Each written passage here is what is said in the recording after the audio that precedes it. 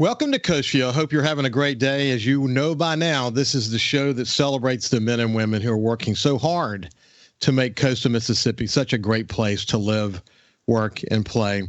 Hey, we have a great show today. I'll give you more about that in just a second, but I just wanted to do something real quick. I wanted to look back on a couple of shows that we've had recently that were just terrific. I think, it seems to me that every single day we have something inspiring to talk about. I mean, there's just no question about that. And some days, a lot of days actually, we have two guests who can bring some wisdom and inspiration to the table around all these different ways to make coastal Mississippi a better place to live, work, and play.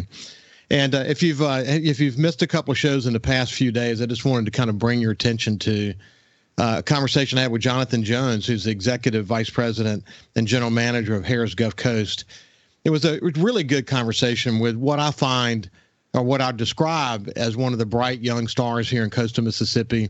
Not only is he doing a great job at Harrah's, but he's a member of the board of the Gulf Coast Business Council. He's involved in other efforts as well. But, it's like so many people here in coastal Mississippi, entrepreneurs, small business owners, big business leaders. They're giving back to the community in one way or another that is all designed to help keep the eye on the ball, the opportunities that exist in coastal Mississippi to build a stronger region. Because as I've said so many times, we're the economic, engine that drives the state. We're not the only economic engine, but we are the most important economic engine, with Ingalls and Chevron on one side and Stennis Space Center on the other, and all that's happening in between with gaming and hospitality and entrepreneurship. It's just incredible. And it's always a delight to visit with my friend Jonathan Jones, because, again, he's a great leader. He's a good guy and someone I just enjoy spending some time with. Over the course of the last year, I've had the opportunity to get to know a missionary by the name of Laurie Jackson. She's actually originally from Florida, but she's lived in Ukraine for 16 years. And how I know her is my cousin's daughter, Michelle Tice, who lives in Alabama, has adopted two young men from Ukraine.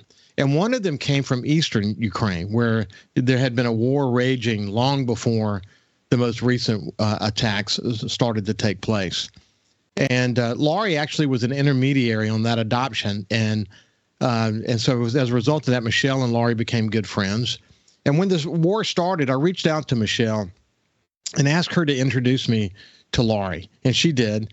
And of course, Laurie now has joined us on Coast Vue many, many times, kind of giving us a perspective of what it's like to live in a country that's having rolling blackouts because their infrastructure is being destroyed, the way the community is rallying together, the resilience of the people of Ukraine.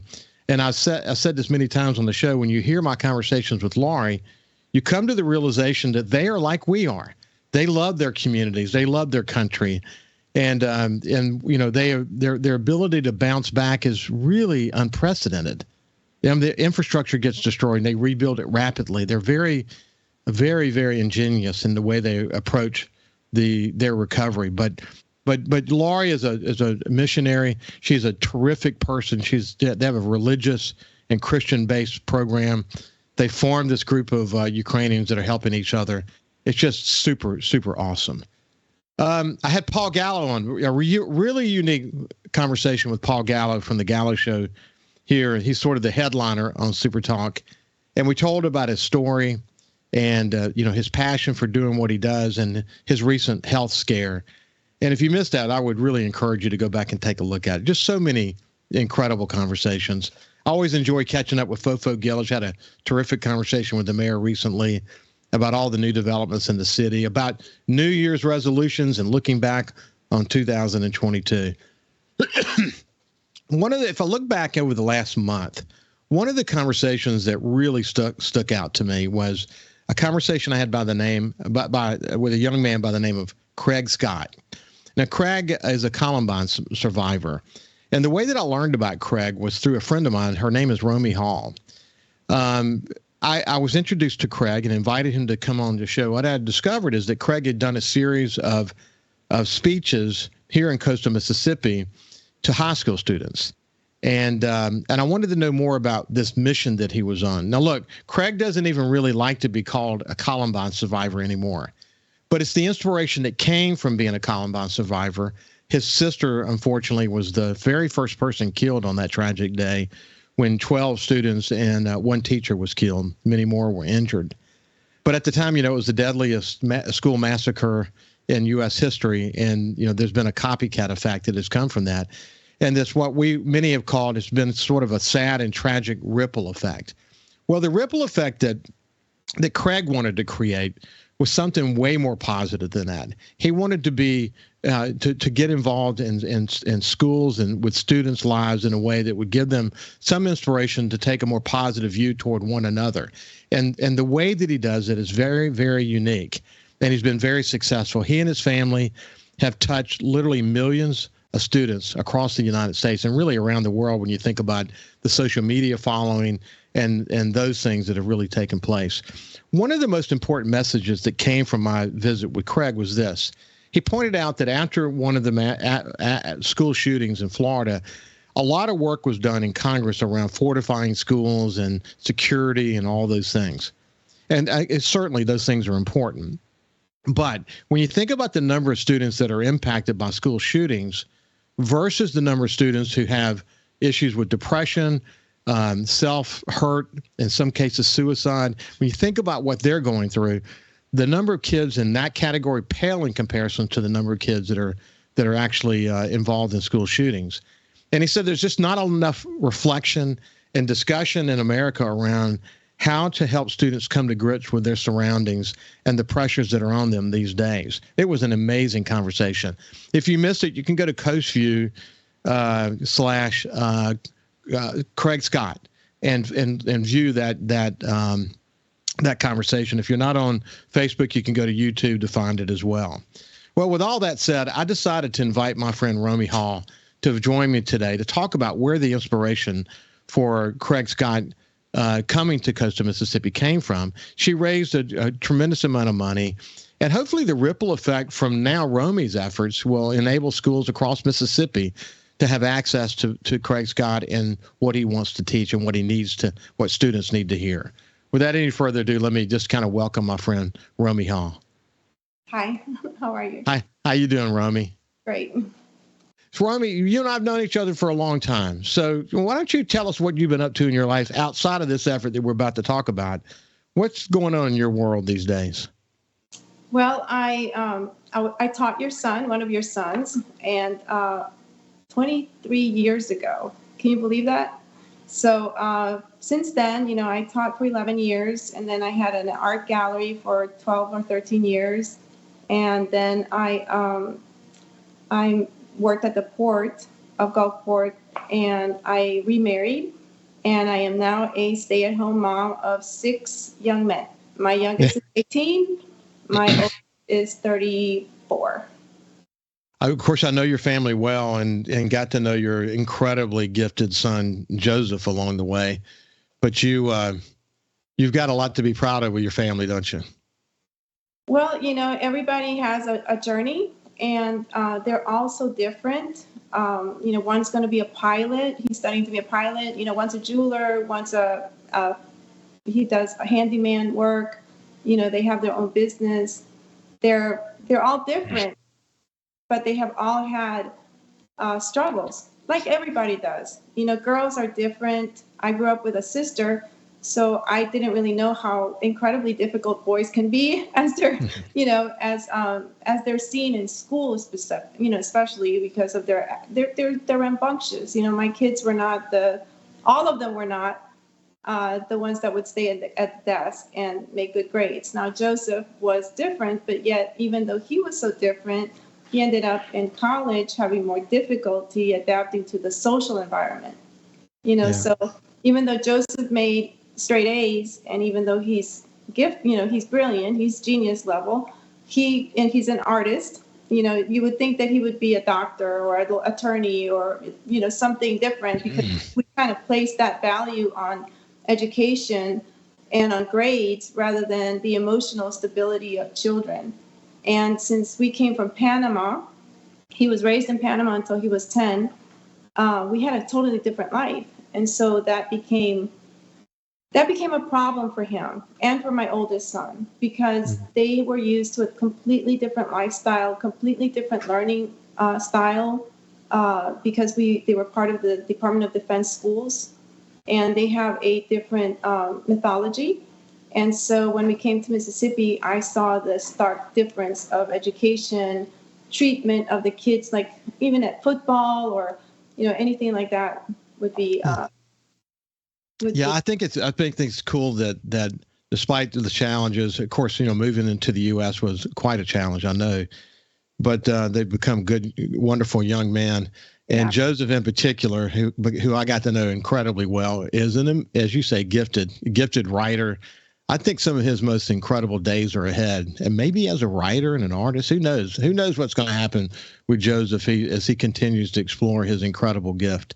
When we come back with Romy Hall, we're gonna zero in on Craig Scott and what his contributions to coastal Mississippi and around the world, for that matter, have been. We'll see you after this. I have my friend Romy Hall with us today, and we're going to talk now about how Craig Scott, a Columbine survivor, how he impacted her, what she learned from him, and what he has to teach, what he's learned over all these years since the Columbine massacre, what he's learned about the pressures that kids are under today. It's really incredibly compelling. And he calls it alarming, and he calls it extremely important. You think about suicide and drug use and violence and self-harm, and too many have despair. What he's trying to teach is a positive message. What is it about what Craig teaches that inspired you? Like I said, I taught for 11 years, and one of the first things that I learned, I became a pre-K teacher first. So that's when you really are teaching kindness. You really are focusing on, the pre-K age is not about grades. It's about socialization. And through socialization, they learn. You learn songs, you learn to be kind to each other, you learn to stand in line. So I started that way. I didn't go to college and learn to be an elementary school teacher or a high school teacher. And then I moved to Panama, and so I was able to teach in a bilingual school for some years, and I was also a Department of Defense schools substitute teacher. So I was trained very well in how to be a substitute teacher, which brings you into a classroom full of children that are not familiar with you, which can become more of a little bit of a problem. Also, because they were military children, they already have issues. We already have, you've heard of the military brats. You've heard how, those children are the ones who will have more, they're harder to adapt. They're a little more rambunctious. They're a little more defiant. They just have displacement issues, which really happens. That's really a thing. And so we're taught how to address those things in a positive manner. When we moved to Mississippi, it was all about the sad faces. I was shocked. I really was, because my kids would cry because they got a lot of sad faces. They were very, for one thing, they were displaced, and the Department of Defense schools has a totally different style of teaching the kids, where they had robotics. If they were gifted in the mechanical sense, my oldest, Paul, he was in the robotics courses starting in kindergarten. So, he came here. He's not good in math, writing it down. He's brilliant. He can tell you measurements, and he can fit pipes, and, he can lay concrete, and he knows all of how to do, apply the math skills, but he cannot take a test. So they knew that in Panama. They knew that at the Department of Defense schools. They did not know that here. He didn't qualify for any of the gifted classes like Joseph did. Joseph, on the other hand, is a writer, a mathematician, philosopher. He's gifted in that respect. And my other son, Paul, was gifted in spatial, social, and in mechanical ways. Yeah. Okay. So when we moved here, everything was negative in the reinforcement of education, which was very shocking to me, which continues. And when I came here, I realized that the difference of what you can do with a child with a positive reinforcement, which they actually had one specialist, Remy Hall, who now has a little place in Pass Christian, I believe, who helps children with ADHD and social issues. Her name is Remy Hall. She was actually supposed to go to schools and help children that could not be helped with this style of teaching. And I know personally, I taught first grade. I had a little boy who was very tall. He was very lanky, and he was a bully. And because I have my sons, I had a little doctor's kid. And it just occurred to me, hey, I'm going to take this doctor kid and make him the doctor.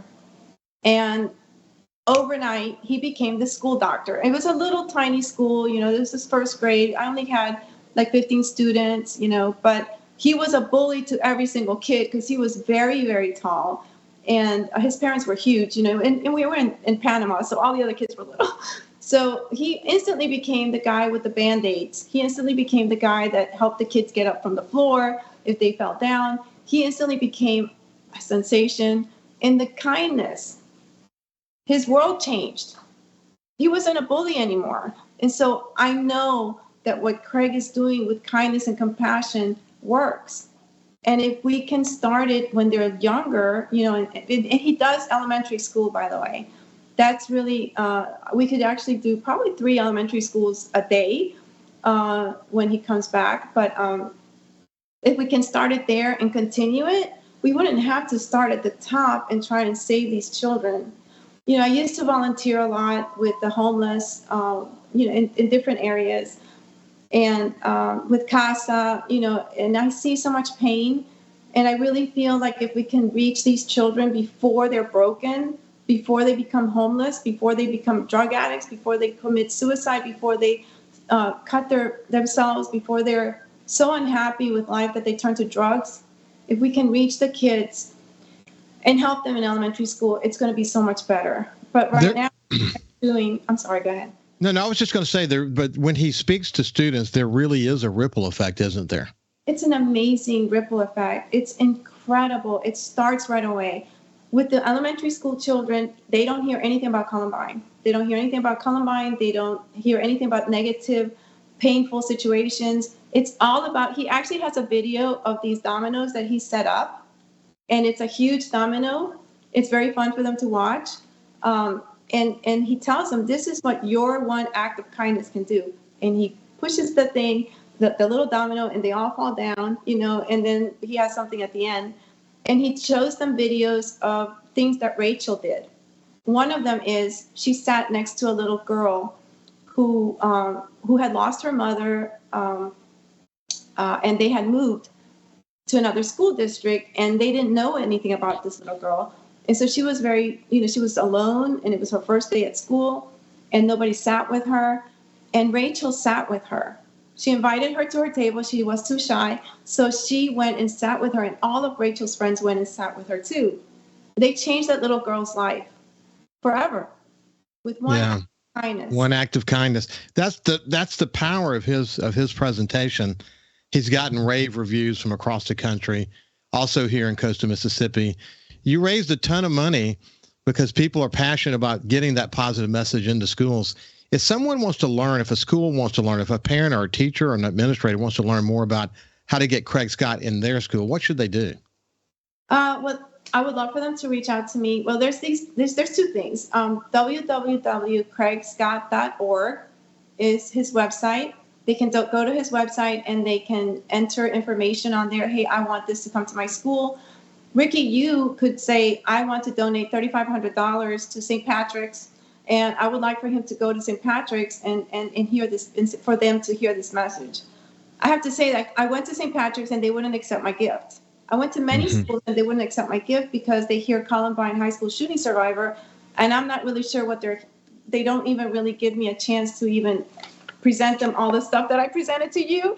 And you know, am so persistent in putting out this message because I've seen what it can do, but I can understand coming from, the school's perspective. I can understand how they have so many people selling them things. They have so many programs that they wanted to try. The teachers are overwhelmed with curriculums.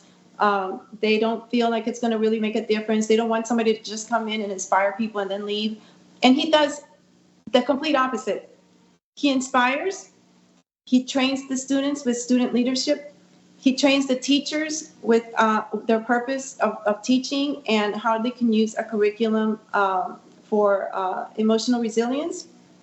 He leaves a digital copy that the school can distribute to everyone, students and teachers alike, to use in their clubs or in their classroom, with 20 easy prep sessions that deal with everything that kids deal with: racism, suicide, self-harm, self-value. That's his most important message, as about self-value.